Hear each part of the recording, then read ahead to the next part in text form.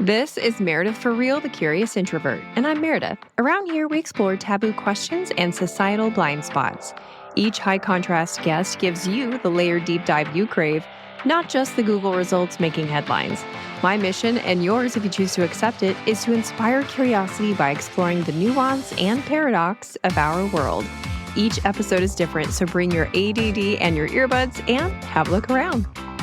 This episode takes something we thought we knew about, the heart, and expands it. If you're interested in longevity, non-local intuition, and world peace, this episode is for you. And yes, I'm serious. My guest unpacks why the moments in between your heartbeats matter, how the heart is headquarters for homeostasis, and how the magnetic field resonance created by our emotions can be measured and projected. He was also kind enough to give us a discount code for the HeartMath Institute Heart Coherence Sensor. Check the show notes for the link and code, which is good through May 31st, 2025. If you end up liking this episode, you'll also like the one I did with the former interim executive director of the Monroe Institute about the utility of the sixth sense. That's episode 268. And one last thing, if you'd like to help me decide on future episode topics and guests, see content I don't post anywhere else, and participate in giveaways, I would love to officially invite you to my private Facebook group. You can search MFR Curious Insiders on Facebook or click the link in the show notes. I hope to see you in there. All right, friends, keep it curious. Heart disease is the number one cause of death in the U.S., so naturally, heart health is always top of mind. Even a visit to a non-heart doctor can result in them insisting you take a statin. But what if there was a way to improve your heart health, your connectedness to others, and your intuition, all in the same modality? My next guest is a physiopsychologist and director of research at the HeartMath Institute, a nonprofit conducting research on heart frequency and its impact on our well-being. Today, we'll be rethinking the heart as we ask the question, could heart coherence be the key to longevity and happiness? Combining research and reach, heart and head, Dr. Rollin McCraty. Thanks for being here. It's great to be here, Meredith, and I think it's a wonderful subject. I'm really excited about it. So when I read about heart coherence, it took me a while with those words, like, what does this mean? What does this mean? And sometimes when I get stuck like that, I think about the inverse because that can help me arrive to the definition more easily. So I thought, well, what does incoherence mean? Well, when I think about someone who's incoherent, I think about someone who can't communicate effectively. Their words don't make sense. Maybe even their thoughts betray them. They might be even like disconnected from reality on a psychological level and maybe be like a non-contributing member of society. So most people would recognize an incoherent person or even an incoherent state within themselves. How do we recognize an incoherent heart? What are the symptoms? Probably the simplest way to answer that, Meredith, would be stress. The primary reason that we have an incoherent heart rhythm is the emotions like frustration, impatience, anxiety, fear. So it's these, I'm going to call them lower frequency emotions because we actually can measure the frequency in the energetic domain now that lead to an incoherent system, which means we're out of sync. So more physical symptoms would be you find yourself not being able to think clearly, kind of mental fog, or more just feelings of something's out of sort. You can't put your finger on it. It'll also manifest over time, if we're in incoherence a lot, as fatigue, exhaustion, sleep disruption. Do you find that it's hard to get people on board with the concept of heart incoherence because these symptoms are so common among the general public and because they can have other sources like hormonal changes and maybe a new baby in the family, all kinds of different reasons that people could have these symptoms? Yeah, it's probably good to make a distinction here. You're talking about, from a stress research perspective, the stressor, that's the thing outside of us, like having a new baby to deal with, or a stressful job. You took the words out of my mouth, or Yeah. or a stress-producing boss. Yeah. Right. These kinds of things, that's the external environment. And it's really how we react to that determines whether that leads to the release of stress hormones, and that sets in motion that chain of events. What happens when we're upset, especially emotionally upset? They cause that activity between those two branches of the nervous system to get out of sync. It's a lot like driving your car with one foot on the accelerator and riding the brake with the other foot. Ah, okay. Now, that's not a good way to drive your car, right? Right. So, yeah, it's a jerky ride and you put more stress on the brakes and the car. Of course, it's all true. But think about your gas mileage. Oh, The energy burning, right? So that's a great metaphor for this, or analogy, because that's what's going on in us. That's interesting. I don't know if you can relate to that or not. But, no, I can. And I was just thinking my listeners are going to want to know, okay, how do we remedy this? And I promise, dear listener, we will get to that at the end. I think this is a good transition to talk about Fitbits, because a lot of people have these like health tracking devices, but I was looking on my app and it actually does track heart rate variability. But I'm looking at this data and I'm going, I don't know what any of this means. Dr. McCraty was talking about it. Is this helping me? And so it said that my heart rate variability was 28 ms. What does that even mean? There are a bunch of fitness trackers out there now. I have an Apple Watch, right? That's measured heart rate variability long before a lot of the other ones did. In reality, our heart rate is changing with every single heartbeat. To measure heart rate variability, you measure the time between each pair of heartbeats. And that time is in milliseconds. That's what MS means. Okay. All right. So that's, now there are a lot of ways that you analyze that string of numbers, which is the intervals between heartbeats, right? And that is called the interbeat interval. Now, when we're young, we have more of that natural variability. And that actually reflects to more flexibility within our brain and nervous system. And as we age, that variability gets lower. In fact, looking at how much HRV we have is a good indicator of the aging process. But you have to know what it should be for your age to do that. And you have to know how it was calculated.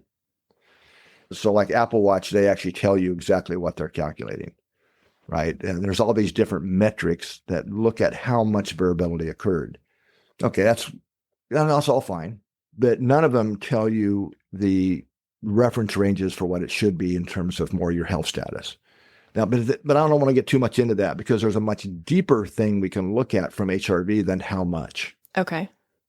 And that is when we look at those beat-to-beat changes, they actually create patterns. So if you're feeling, to say, frustrated or impatient, anxiety is even worse. Right? And anger, even worse yet. That creates a pattern. If you look at it on a graph, it looks like, the graphs like earthquakes. I mean, it's a very incoherent looking pattern. Right. That pattern is reflecting the degree of synchronized activity within our brain and nervous system. Okay, so let's put this to test for my understanding, at least, to make sure I'm understanding, because I want to be able to be sure that I'm understanding the differentiation between simply, fight or flight and rest and digest. Like, you're talking about the mixed up wiring between the two. So as an example, when I am just normally living, my resting heart rate is around between 60 and 70. No judgment. I know that's high, y'all. I'm a lot of things. No, that's actually low for daytime heart rate. Is it? Okay. Because it makes me feel like a spaz when I say it out loud. I have a couple athlete friends who are around 50, just even when we're walking, and it blows my mind. But anyway, so my heart rate is around 60 to 70 beats per minute. When I am podcasting, it's 90 to 100 beats per minute. But when I look at my Fitbit, the heart monitor part, the waves of the heart rate, instead of looking like sharp up and down spikes, it looks like gentle waves. Does that mean I have more heart coherence during podcasting? It does. And that's neat that you're able to do that during podcasting. Huh. When we're in that state. And it's in frequency language, it's 0.1 hertz. All that means, if I translate that to time, is a cycle or a rhythm every 10 seconds. That's where the neural information going from the heart to the brain and the brain back, and the lungs are part of the mix. are in sync. So you have the maximum energy efficiency and coordination going on within the body systems. Back to that kind of analogy of the car, one foot on the brake and one on, the accelerator, jerky right?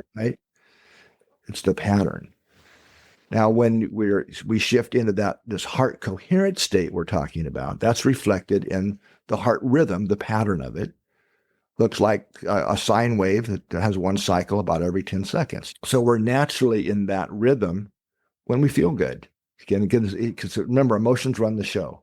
So when we're really feeling something like kindness, or you walk out the door in the morning and it's just one of those gorgeous days, and you go, oh God, what a beautiful day.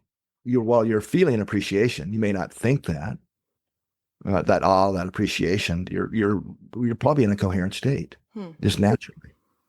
Right. So, your background is engineering. You worked for Motorola. So I love that about you and the contrast supposedly of this topic with that background.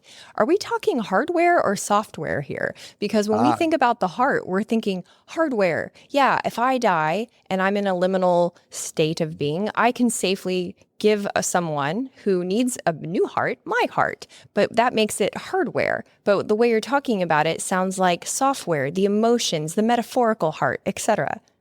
So we want to use software, hardware metaphors. This reminds me, many years ago, there was a cardiologist here that came to one of our certification trainings, and this is at dinner in the night, and he kind of pins me down and says, Rollin, I know there's something deeper going on here. I want it in one sentence. What is it? He pinned you down.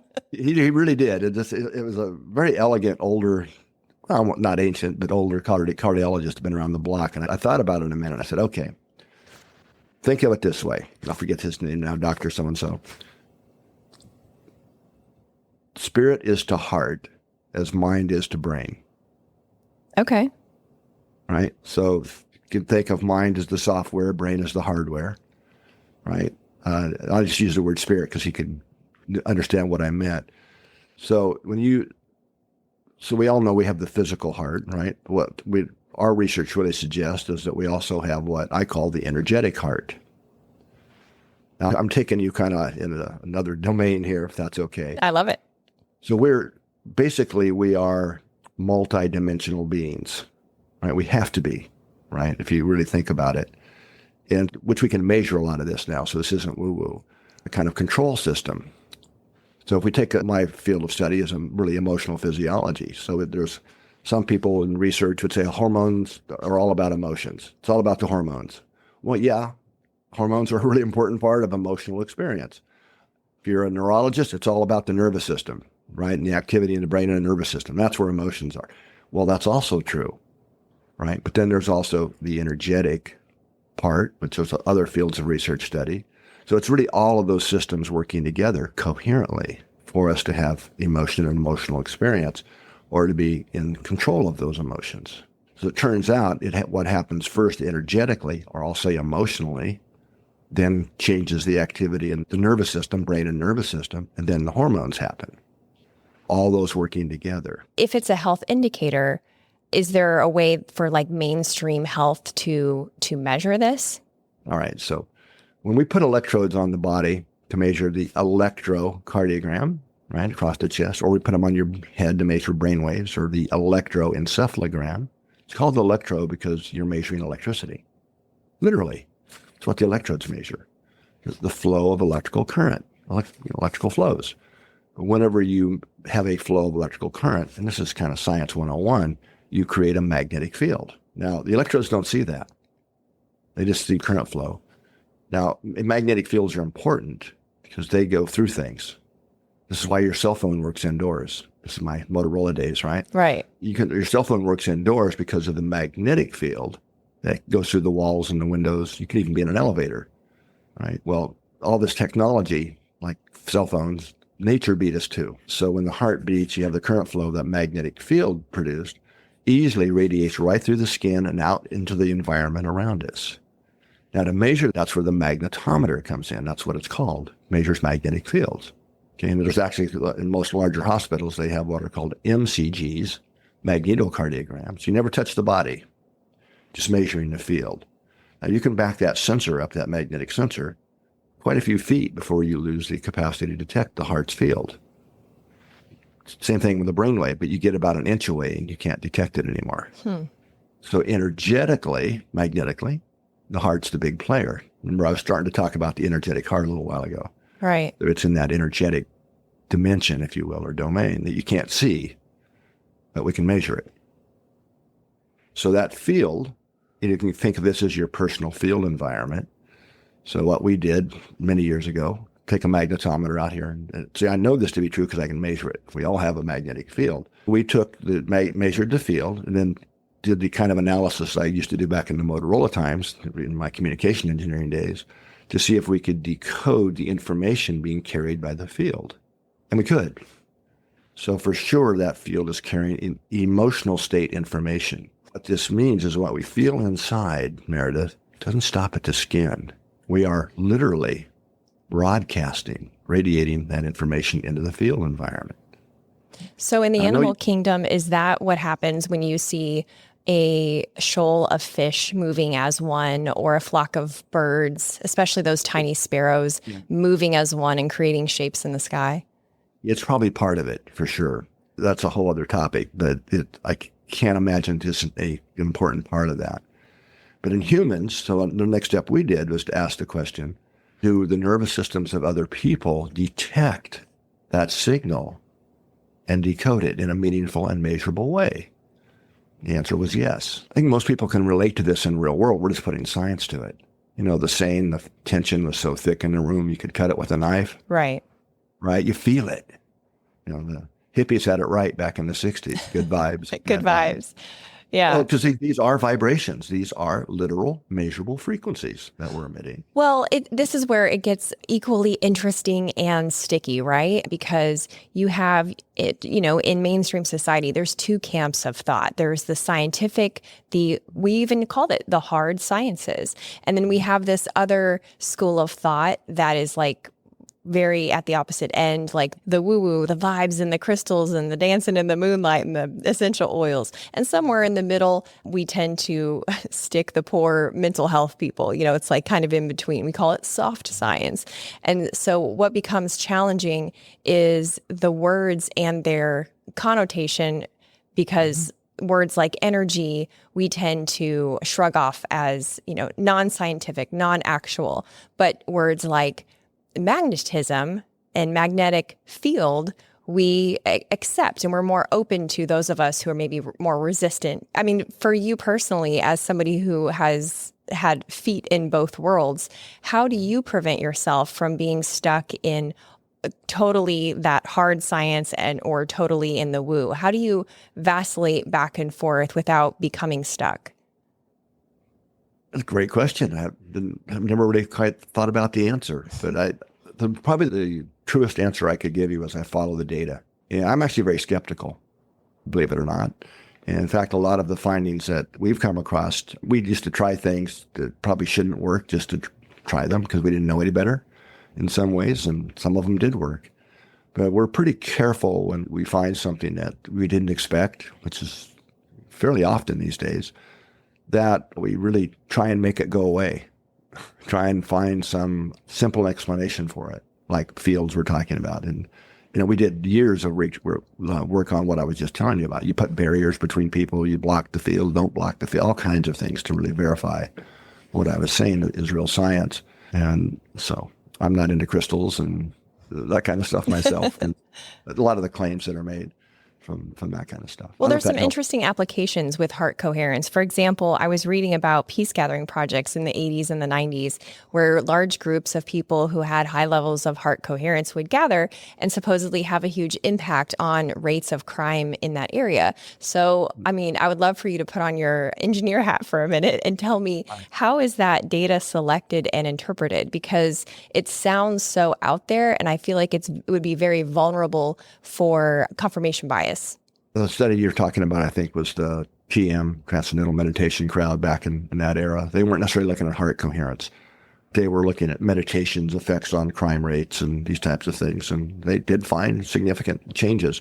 Once we understood that there really is this energetic or field-mediated communication between people and groups, A lot of our research in recent years has been looking at the synchronization of heart rhythms between people and within groups. And this is a kind of a relatively new field, although there's a lot of research going on right now, has found when we physiologically synchronize, whether our heart rhythms get in sync or brain waves get in sync in certain more isolated contexts, that underlies prosocial behaviors. We feel more connected. There's better communication, better performance in teams, all kinds of important things. So for synchronization to happen, there has to be some type of a signal between those systems, just like between the heart and brain. When we talk about coherence within our own body, there can be coherence within a group, whether that's a family or a leadership team, a work team, sports team, whatever. The heart's the big player. So probably about, 18 years ago now, we started a project out of the lab called the Global Coherence Initiative. The first step was to put these magnetometers around the Earth. So these are ultra-sensitive magnetometers specifically designed to measure the magnetic rhythms of the Earth itself. So we have these sites now. We have one here where I'm at in Fauna Mountaintop in the Santa Cruz Mountains in California, Saudi Arabia, Lithuania, New Zealand, South Africa, Northern Canada. If you think back, back in your mind to when you were in science class and you got to dump iron filings on a glass plate and you put your magnet under the glass plate, right? Whether it's a horseshoe or a bar, the iron filings kind of jump around and show you the shape of that field. Lets us visualize it. But if you remember a more in-depth thing, that same simple little experiment shows us, those iron filings line up in parallel lines with each other. So it also lets us visualize what are called magnetic field lines. Same thing for the Earth. You have the North Pole and the South Pole, the Earth's magnetic field. So it's got these big looping fields. They're very long. Now, here's the thing. I didn't even learn this when I was a communication engineer. It came much later in my own career. You can pluck magnetic field lines and they vibrate like guitar strings. It's well known in the geomagnetic community. They're called field line resonances. Now, what's plucking the strings, if you will, the field lines of Earth, is the solar wind. Earth is turning in that, so they're plucking and they're vibrating, being plucked. The frequency, the primary resonant frequency of the Earth's magnetic field vibrations is exactly the same as the human heart rhythm when we're in a coherent state. So we really are earthlings. We really are, right? So, and by the way, it's the same in horses and dogs and so on. They also have coherent, when they're happy and feeling good, they also have similar coherent rhythms. We're all the same. Also, if we travel back to science class, tuning forks, you tap one, if the other tuning fork's the same frequency, it starts to magically vibrate. That's actually a demonstration of a resonant coupling, which just means that you can transfer energy and information between two vibrating systems that have the same frequency. The point I'm making is the field is exactly the same as the rhythms of the heart. So now we have the basic understanding of how the information in that Earth's field affects us, but also how we can be coupling our emotional state, how we're feeling, because we've already proved that, into the field. So this is not woo-woo, because we're publishing a lot of studies in high-level mainstream journals about how energy and information is transferred between us as humans and the Earth's fields. Is there any evidence that our thoughts and emotions can have a real-life impact on our surroundings, on our physical world? Yes, actually quite a bit. The real answer to that, that's the most scientifically rigorous, is the data from the Global Consciousness Project, and GCP2 as we call it now. But an experiment we just did a couple months ago, I'm getting ready to kind of release this publicly here in the very near future, was looking at the electrical activity of trees. Okay, so we have a part of our global interconnectivity research. We have a number of tools in our toolbox to look at this, but one of those is measuring the electrical activity and the electrical rhythms of trees at a global scale. So we've got trees all over the world that have electrodes in them. They make great research participants because they stay put. they don't run off, and they really don't mind if we put a couple of electrodes in them. And trees are amazing. They have circadian rhythms just like we do. They create voltages that are amazingly high, like in millivolts, the same level we would measure human heartbeats in, which is 100 times more than brain waves. So we did an experiment. We have 4 trees out here on the other side of backside of our laboratory building that were planted about 20 years ago. So they're all the same trees planted at the same species, planted at the same time. So we have 4 of them wired up to this, global system. And the experiment was that a small group, about 8 people, went out. They picked one of the trees, and they were and sent love to that tree for 10 minutes for 6 days. And we looked at what happened to that tree that was having love sent to it versus the other 3 trees that were, in this case, controls. This is where I wish I could show you an image, Meredith, because the way the tree responded, it's like jaw-dropping to see this huge immediate change. Well, immediate in tree time, the next day in its voltages. It's just amazing to see how that energy from the people interacted with and affected the tree in a measurable way. So there's there's gazillions of experiments like this that have been done. But the most convincing evidence comes from a project called the Global Consciousness Project, which is part of the Global Coherence Initiative now. And this is a project that started close to 30 years ago now at Princeton University. And what it is, you could think of this as a globally distributed scientific instrument. Now, these devices that are around the world are called random number generators.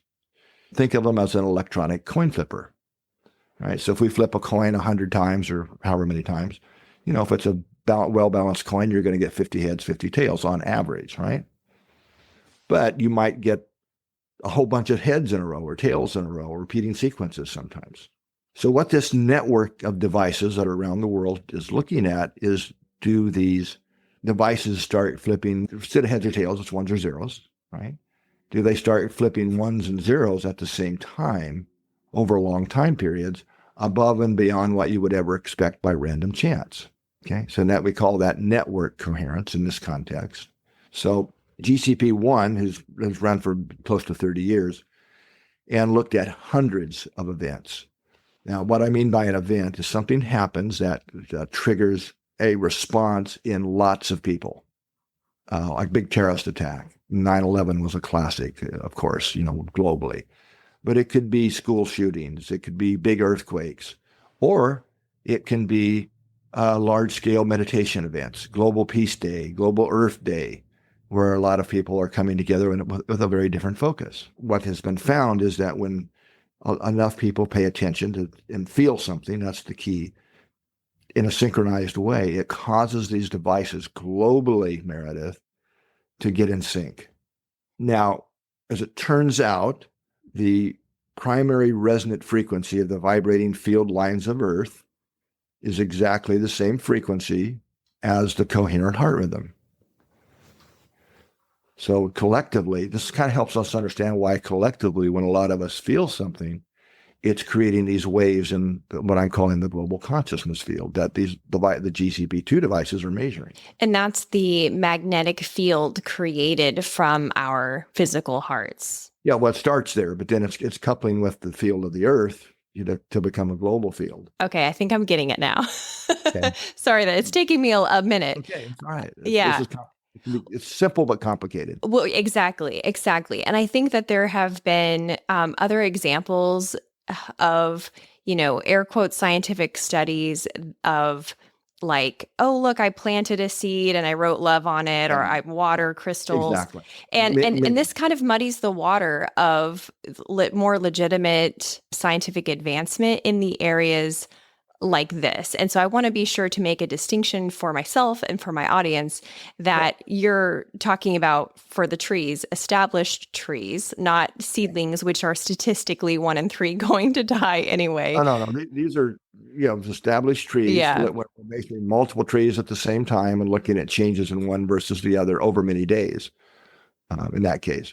But there's nothing wrong with those experiments where you send love to seeds. Sure. Or to, because I think those are great citizen science projects that give people their own visceral experience of what we're feeding our energetic field really is interacting with other living systems, and especially people, in having measurable effects. Hey, Curiositors, just a quick pause to show gratitude to our sponsors and give you some special deals. From time to time, I recommend other podcasts you might like. And here's one I know that you're going to love. It's the Jordan Harbinger Show. I love it because it's smart without being too highbrow and 1,000% ADD friendly. I know, you love it already. I'm a genuine true fan. When I have time to listen to podcasts just for pleasure, not, guest research, The Jordan Harbinger Show is my automatic choice. It's like when you're hungry and someone asks you what you want, and then before you even have a minute to think about it, you find yourself at Chick-fil-A because, obviously, Jordan's the Chick-fil-A of podcasts. Some of my favorites include the one with the man held hostage by Somali pirates. That's episode 115. And the pain psychologist about how pain lives in the brain, not in the body, episode 661. You can't go wrong with adding the Jordan Harbinger Show to your rotation. It's incredibly interesting and there's never a dull show. Search for the Jordan Harbinger Show, that's HARB as in boy, I, N as in Nancy, GER, on Apple Podcasts, Spotify, or wherever you listen to podcasts. The Florida Panhandle isn't just the home of your favorite podcaster. That's me, by the way. Shameless, I know. But it's also a go-to spot for a lot of families on vacation. Don't plan a Pensacola trip without getting tickets to the UWF Historic Trust. It's good for a whole week, and it's a great indoor activity option. You'll recognize Trader John's, where I record the show, in the Pensacola Museum of History. Get your tickets in person so you can show the agent one of my emails and get $2 off an adult ticket. historicpensacola.org. Now back to the show. Remember to stay till the end where I give you a sneak peek of next week's episode. Yeah, and I think it's so interesting that the frequency of the earth is the same as the frequency of the heart. There's a lot to be said about, the ailments of modernity and the desires for us to feel better. It's kind of amazing that nature did it this way. You know how we talked earlier about if we measure the magnetic field of the heart, it's like you can measure it feet away, 100 times more than brainwaves, right? Which you can measure up to about an inch away. Well, guess what? It's the same ratio at the scale of Earth. The field line resonances are the really big waves, and the Schumann resonances are the little baby ones riding on top of it. So it's the same ratio that we have in our physiology that Earth has chosen to have between the field lines resonances, which overlap with the heart, and the Schumann resonances, which overlap with our brainwave frequencies. It was just so fascinating to me how everything is connected in that way, or should be connected in that way. But it is connected. These frequencies that we all live in, you cannot escape them if you're on Earth, even if you're in a space shuttle. You're within these frequencies of Earth, affect us. But what I'm saying is, Meredith, it's a two-way street. Yes, with those vibrations that we live in, and when they get disturbed, like through a solar flare hits us or something that creates incoherence in the Earth's fields, and our physiology doesn't like that. Right? That we don't sleep as well. We wake up maybe cranky. Different symptoms that's been shown. If we're older and have some type of disease, there's more hospital admissions. People get angry quicker. All this goes on Earth when the fields are disturbed. So we want to be in sync with a coherent Earth field. But I'm suggesting here we're also all collectively adding our frequency or vibrations into the global field. I'm just sharing that to tie it back to the random number generators around the world that are collectively responding when enough of us pulse that field with the same kind of an emotion. So here is a left field question for you. All right. Are you ready? Go for it. Okay. If AI becomes sentient, would its thoughts affect the magnetic field of global consciousness? Okay. All right. So that's actually a pretty intelligent question. I'm going to tell you a quick story. So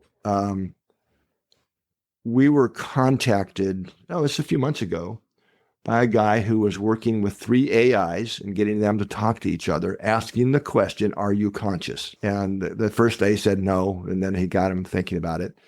Now I'm going to go back to a very famous person in the history of computers and processing, a guy named Alan Turing. He's the first guy to really come up with digital. This is back in World War II era. And a really advanced guy. Now, one of the things he predicted back then, that one of the ways that you could test an AI, this is before it was called AI, would be to see if it could affect a random number generator, because you knew of the original work in, consciousness interacting with, even back then, random number generators. He actually proposed this back in the 1930s as a test for a consciousness of AIs. It's long before the computer, That is wild. So the AIs got a hold of this. This guy contacted us, and we actually did an experiment for the three AIs to get together and see if they could affect one of these random numbers, a stack of these random number generators here in our laboratory. And they weren't able to in this case. Okay. But, so maybe they're not conscious yet. Right? Okay. Really conscious. it's a digital type, consciousness as in, a multidimensional living system, I think is a very different thing that they were really trying to test. That is fascinating. Okay, so I guess you're like ground zero for being able to see if AI is sentient or not, because there's all this debate about, well, what is sentient? What does it mean? So I will be on the edge of my seat to see what happens with that one.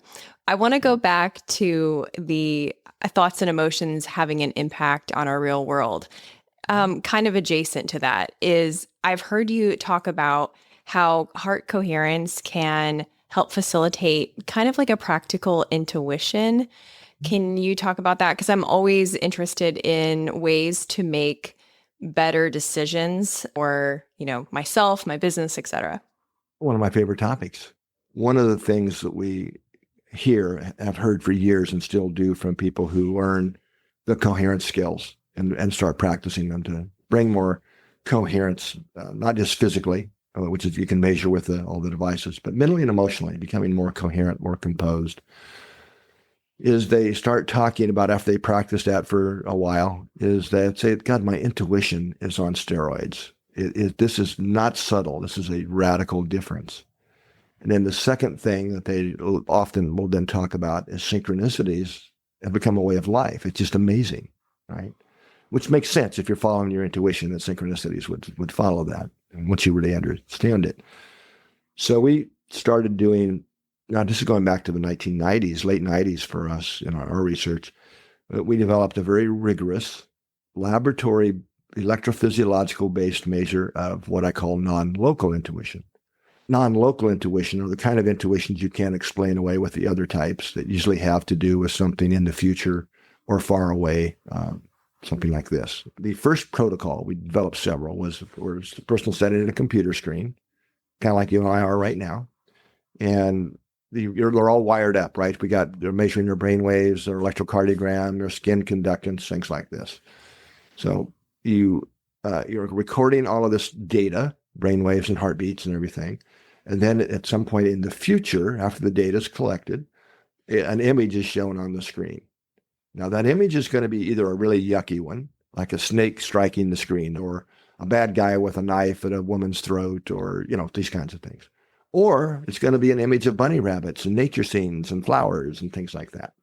The important point here is that no one can possibly know what that future picture is going to be, not even the computer. It's actually randomly selected after the data has been collected through these random devices we've been talking about. Long story short, what these series of studies found was that the heart is the first to get the intuitive information about the future. You see the heart shift. You see the heart then send a measurably, that's important, you can measure this, different neural signal through the nervous system to the brain.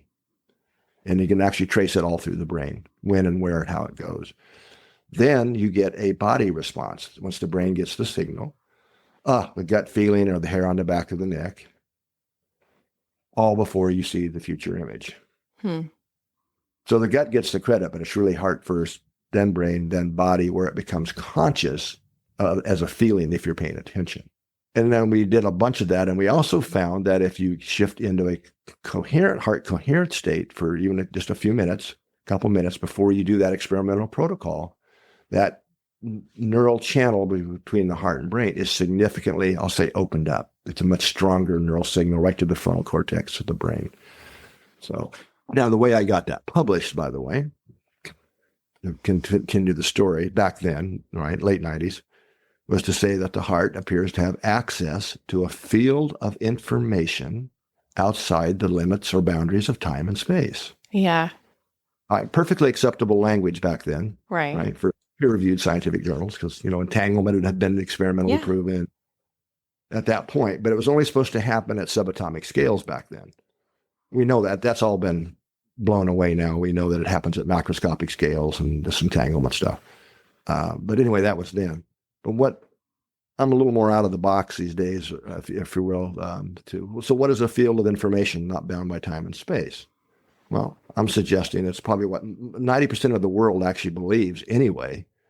A lot of people call it your higher self. Mm-hmm. Some would call it your soul, your spirit, the God within. I mean, here, we just call it your larger self, because I'm trying to take this out of any kind of dogma. New Age, yeah. Right. Or yes, religious dogma. Because it's what it's showing is this is the way we're wired. I've mentioned a couple of times that we're multidimensional beings and we have an energetic system. I love that. I think people are just on the edge of their seat by now to know, okay, Dr. McCraty, how do I increase my heart coherence? So can you give us a couple of practical ways that people can try to bring their heart into that coherent state in moments of stress, in those practical day-to-day moments? Oh, sure. There's about 8 key or core HeartMath techniques, but we'll start with the simplest of them. Well, and the first step, though, is to practice becoming more self-aware. What am I actually feeling, right, in the moment? We get in that traffic jam, we're getting, impatient and frustrated, and we probably aren't even aware of it. If you define it, or if you find yourself, triggered by something or starting to feel anxiety or whatever it might be, or if you're a meditator, before you meditate, to help give you a better it doesn't have to be in that other context. It can be any time. Start with what we call heart-focused breathing. Okay, that's step one. And for heart-focused breathing, you want to focus your attention in the area of the heart. I mean, literally right here in the center of your chest, not necessarily the physical heart.